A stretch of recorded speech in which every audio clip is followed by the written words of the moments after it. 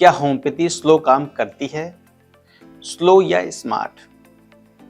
सबसे बड़ा मिथ्य, homeopathy slow है, लेकिन क्या ये सच है? एक्यूट केसेस में होम्योपैथी फास्ट काम करती है, जैसे fever, cold, injury, pain. Chronic cases में टाइम लग सकता है क्योंकि डिजीज डीप होती है, बॉडी को रीसेट करने में टाइम लगता है।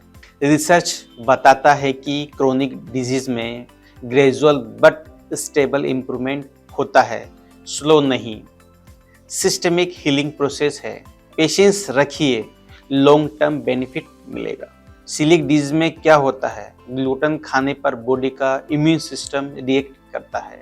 ये रिएक्शन स्मॉल इंटेस्टाइन के विलाई को डैमेज करता है। रिजल्ट, न्यूट्रिएंट एब्जॉर्प्शन कम हो जाता है, weakness, weight loss, anaemia, diarrhoea जैसे सिम्टम्स आने लगते हैं।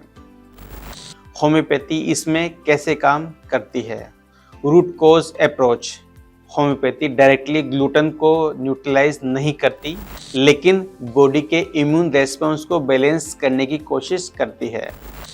ओवर एक्टिंग इम्यून सिस्टम को काम करती है, इन्फ्लेमेशन रिड्यूस करती है। Gut healing support, homeopathy medicines digestive system को सपोर्ट करती है, गट लाइनिंग को इनडायरेक्टली हील करने में मदद करती है। रिजल्ट, ब्लोटिंग कम, digestion improvement, nutrient absorption better होता है। सिम्टम बेस्ड इंडिविजुअलाइज्ड ट्रीटमेंट, हर पेशेंट अलग अलग होता है, इसलिए सेम डिजीज में भी मेडिसिन अलग हो सकती है। इसमें क्या कंसिडर किया जाता है? पेशेंट का nature, food intolerance, stress level और ऑल कॉन्स्टिट्यूशन। एसोसिएट प्रॉब्लम्स को टारगेट करता है। सीलिएक में सिर्फ गट इशू नहीं होता, skin problem, fatigue, mood issues. Homeopathy इन सबको होलिस्टिक तरीके से एड्रेस करता है। इम्पोर्टेंट ट्रूथ, डिजीज को डायरेक्टली क्योर नहीं करती, लेकिन बॉडी को स्ट्रॉन्ग बनाकर सिम्टम्स मैनेज करने में हेल्प करती है।